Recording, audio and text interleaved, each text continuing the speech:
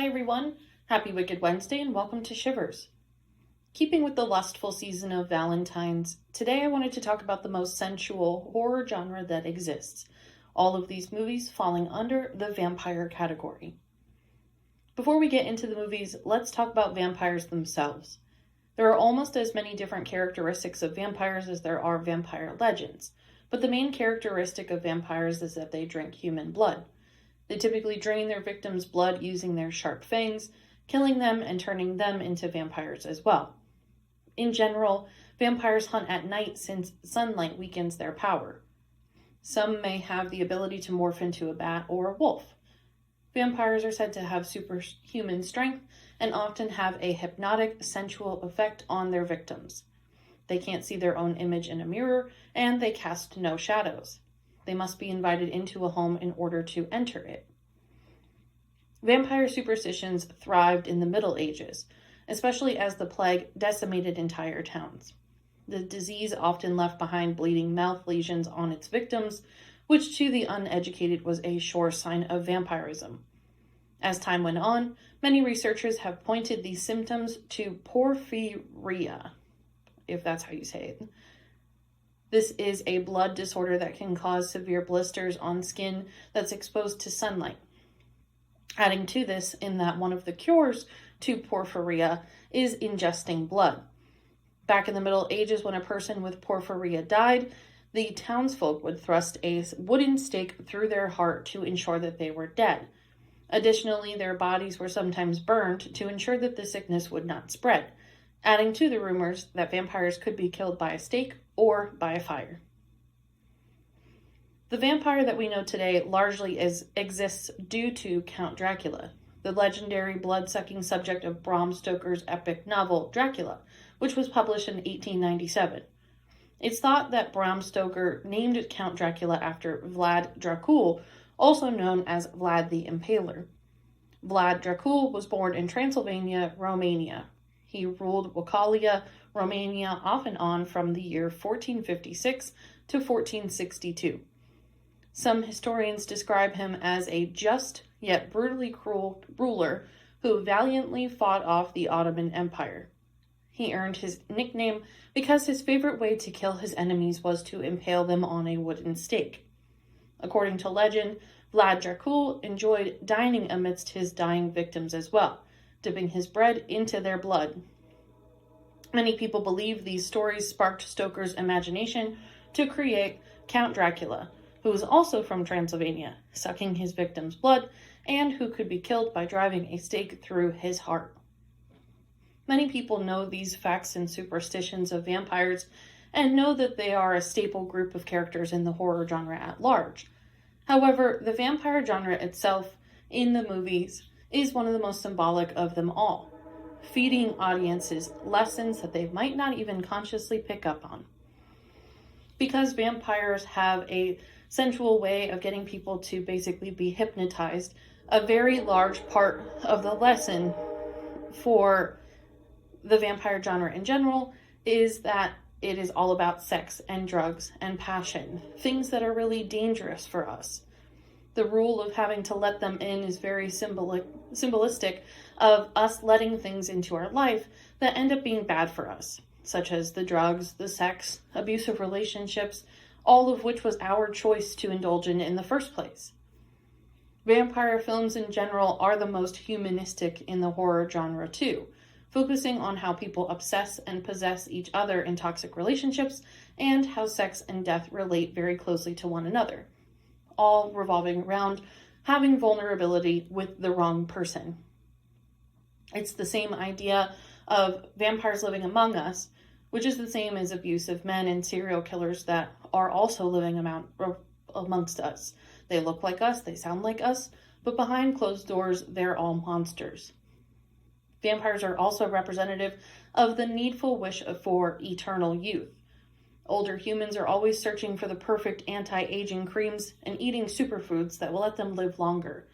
This is essentially what vampires are doing on a regular basis and have essentially found the cure with human blood. They've figured it out and they have attained that lustful eternal youth. think about Twilight and the comment that they say to Edward Cullen of, "How long have you been 17?"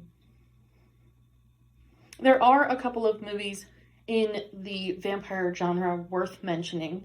None of them are necessarily home runs, but all very fun to watch nonetheless. The very first one to mention that absolutely has to be mentioned is a movie called Nosferatu.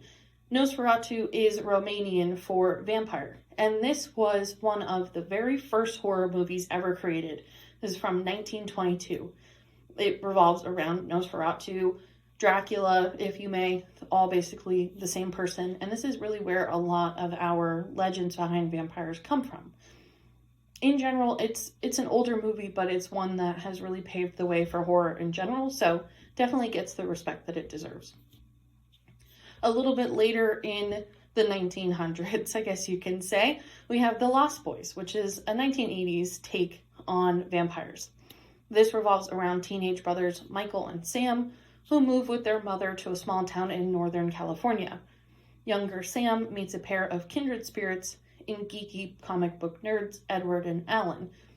Michael finds this woman named Star, who is part of this very angsty teenage group, and it turns out that the leader of this group, David, is leading a group of vampires.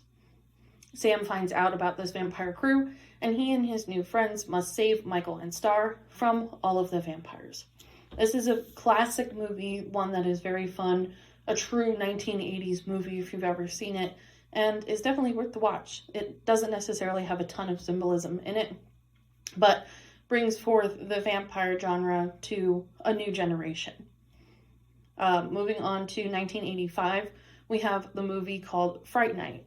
This was remade in 2011, and their stories are very similar, so I'm going to talk about the 2011 version.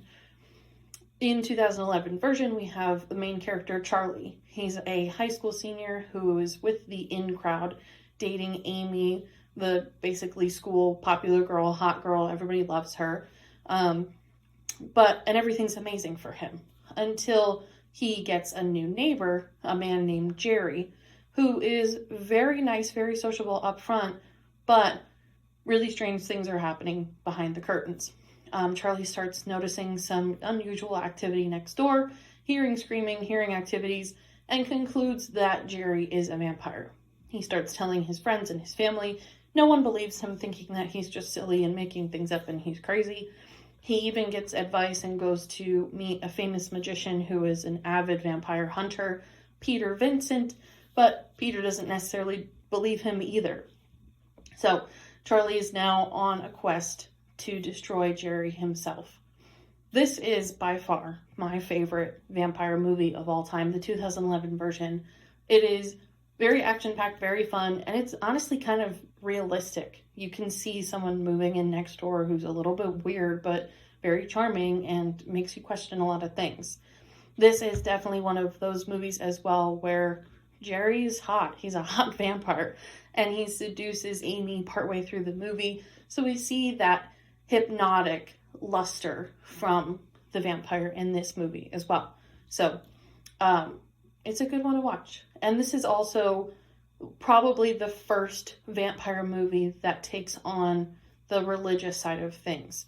They have a wooden cross that they try to burn Jerry with, and because he did not believe in Jesus when he was mortal, the cross doesn't do anything to him. So it's an interesting way to think of religious affiliations trying to save you from a monster who doesn't believe in religion. So another movie to talk about is a movie called Let Me In. This is also related to Let the Right One In, was remade in 2010. This is a very gothic movie, a good one, but basically here's what it's about. So bullied at school, neglected at home, and incredibly lonely, 12-year-old Owen spends his days plotting revenge on his tormentors, and he spends his nights spying on other residents of the apartment complex. His sole friend is Abby, a strange girl who only comes out at night. Both of them are outcasts, but the two form a strong bond. When Abby's caretaker disappears amid a series of gruesome murders, Owen begins to suspect that Abby is hiding a terrible secret. This is a good movie to watch for pretty much anybody of all ages, but is an interesting way to look at the energy vampires in your life. Someone who just sucks the life out of you whenever you're around them, but you know that they're kind of nice to be around, or you feel obligated to be around them, whatever it may be. This is also a way to think about the idea of taking prey on people who are desperate. Owen is desperate for having a friend. He just wants to have someone who is like him, who is around.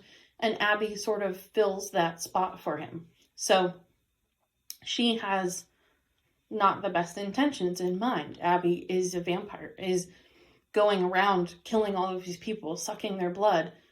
And no, she's not doing it to Owen overtly, but that's kind of her game plan. And that's what she does. She is a vampire.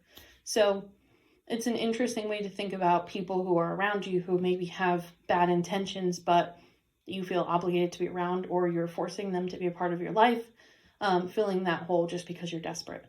So it's just an interesting one to watch. It is a very gothic movie, so, you might feel a little blah after you watch it, but definitely worth the watch nonetheless. At the next mention, I had to throw in Twilight here. Twilight is not a horror movie whatsoever, but it is a vampire movie.